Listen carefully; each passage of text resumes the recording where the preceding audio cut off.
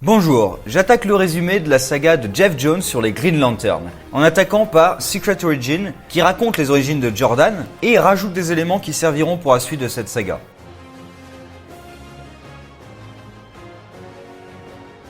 Hal Jordan, encore enfant, admire son père en train de piloter un avion dans la base de Ferris. Il rencontre également la fille du propriétaire, Carol Ferris, avec laquelle il se chamaille un peu.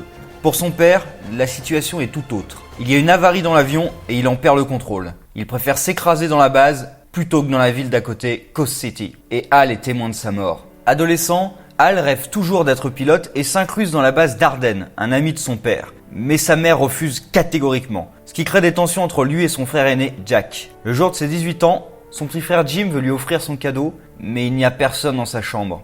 Hal est allé s'inscrire à l'armée de l'air. Il est sous les ordres d'un autre ami de son père, le général Stone. Et c'est un casse-cou qui pousse au maximum les avions qu'il teste, au point d'en cracher certains. Sans parler des bagarres de bar entre aviation et infanterie.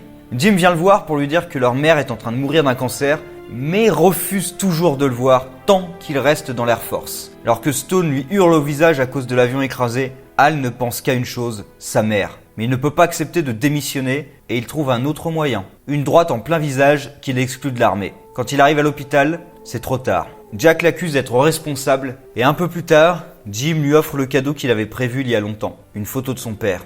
Le seul boulot qu'il trouve est dans la base d'Arden où il devient mécano et apprend tout de son ami Tom Kalmakou. Hal veut vraiment retourner dans les airs, mais il est connu pour ses avions détruits et Arden lui apprend qu'il vient de vendre sa base à Ferris. Carol Ferris justement vient clôturer le deal dans lequel figure le fait qu'ils doivent garder Hal. Sur la planète Eastmolt, le Green Lantern Abin Sur interroge des prisonniers sur leur prophétie, la Blackest Night. Après ce qu'il a appris, il se dirige vers la Terre dans un vaisseau avec Atrocitus à son bord. Son ami Sinestro s'inquiète pour lui, mais Abin pense que la Terre est l'origine de cette Blackest Night qui consumera toute vie et toute lumière dans l'univers. Atrocitus parvient à utiliser les craintes d'Abin Sur contre lui, et une once de peur fragilise suffisamment sa volonté pour affaiblir ses pouvoirs. En effet, l'anneau des Green Lanterns utilise la volonté pour créer ses constructions de lumière. Atrocitus le blesse et provoque la chute du vaisseau. Il en saute, mais Abin se rend compte qu'il va s'écraser sur une ville, Coast City. Il décide donc de rester à bord pour s'assurer qu'il s'écrase dans un lieu désert. Sur le point de mourir, il enregistre un message dans l'anneau, puis celui-ci va chercher un successeur. Alors qu'il est en pleine introspection, Hal est attrapé par l'anneau et s'envole dans les airs. L'anneau lui fait le topo complet. Le Green Lantern Corps est une police intergalactique dont les anneaux utilisent la volonté, la plus grande puissance de l'univers et l'élément central, le plus stable du spectre émotionnel. Ils permettent aux Lanterns de donner vie à leur imagination grâce à sa lumière verte. L'anneau est rechargé grâce à leur lanterne et il n'existe qu'une seule faiblesse, une impureté. L'anneau est impuissant contre le jaune. Hal a été choisi car il a la capacité de surmonter la peur. Il arrive devant le vaisseau d'Abin au moment où il rend son dernier souffle. L'anneau l'entoure aussitôt de son uniforme et il se met à décoller. La première chose qu'il fait, emmerder un pilote qu'il n'aime pas. Et c'est réciproque. Quand il perd enfin le contrôle, Hal supporte l'avion pour le ramener en sécurité au sol et jouer au héros. La base est un peu surprise en le voyant et Carol ressent peut-être autre chose que de la surprise.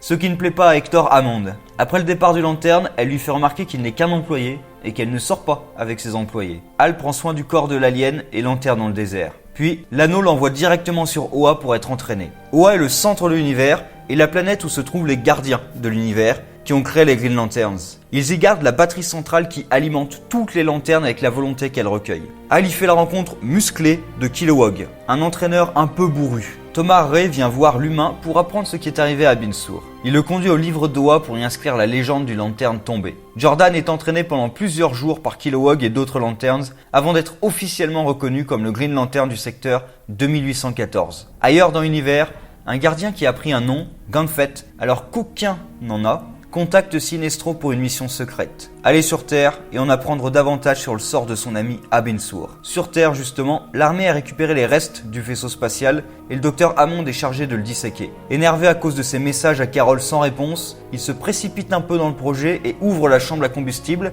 qui lui explose complètement au visage. Il se met à entendre les pensées des autres et perd le contrôle, tuant apparemment plusieurs personnes. Dans la base Ferris, Tom a découvert qu'Hal était le Green Lantern parce qu'il l'a vu avec son anneau et il lui dit que plein de pilotes ont démissionné depuis l'arrivée de Carol, surtout parce que son père est complètement invisible. Hal va lui aussi démissionner et s'emporte, disant à Carol que son père est mort à cause du sien, juste parce qu'il voulait économiser de l'argent. Au moment de partir, elle lui offre un poste de pilote, puisqu'elle n'en a plus et que personne ne voudra l'engager lui. C'est sa dernière chance, mais pendant son premier vol, il tombe sur un os et son avion explose. C'est comme ça que Sinestro se présente, se disant lui-même le plus grand Green Lantern. Hal s'énerve et l'attaque, mais la colère affaiblit sa concentration et donc ses constructions. Sinestro lui montre tout ce qu'un anneau peut faire et reforme l'avion en plein air. Hal retourne seul à la base, mais Hector est là. Il lit dans les pensées tout le monde autour de lui et voit qu'Hal est le Green Lantern. Il s'en prend à lui en disant qu'il ne peut pas avoir Carol, même si Hal n'en a pas l'intention.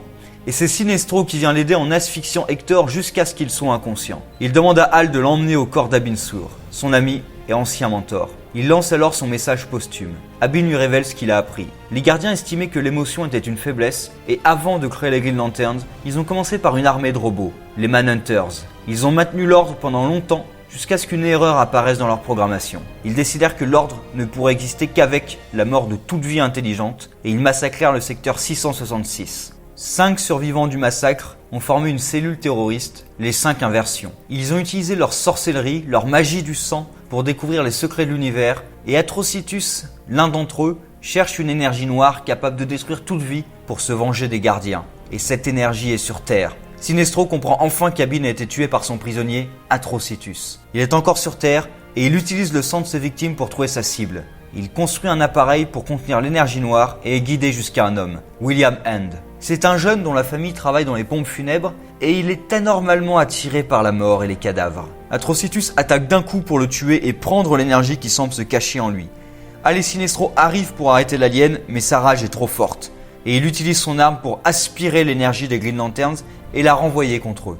Grâce à la lanterne de Sinestro, ils peuvent se recharger et reprendre le combat. Atrocitus s'apprête à écraser Sinestro avec un engin de chantier jaune et Hal parvient à le détruire malgré la couleur. William Hand s'enfuit avec l'arme d'Atrocitus, capable d'absorber l'énergie, et Sinestro ne croit pas Hal quand il lui dit avoir vaincu le jaune, ce qui l'énerve encore. L'alien lui dit qu'il doit grandir un peu, s'occuper de cette colère et arrêter de la diriger contre tout le monde. Pour une fois, il est d'accord. Il fonce chez Ferris pour confronter le père, forçant un peu l'entrée pour le voir, et le voit. Il est dans le coma. La culpabilité qu'il avait pour Jordan a eu raison de sa santé. La rage d'Hal est enfin partie et il réconforte Carol. Sinestro le retrouve et l'accueille enfin dans le corps. Les gardiens les convoquent car deux lanternes n'ont pas le droit d'être dans le même secteur l'un de l'autre et de fraterniser. Jordan n'est pas vraiment fan de toutes ces règles et les accuse de les imposer parce qu'ils ont peur. Les gardiens, qui ont rejeté les émotions, montrent pourtant beaucoup de colère à cette idée. Sinestro le défend et dit qu'en effet, ils sont plus puissants ensemble. Les gardiens décident donc de laisser l'anneau à Jordan, mais il devient la responsabilité de Sinestro, qui l'invite sur son monde, Korugar, pour lui montrer comment lui fonctionne.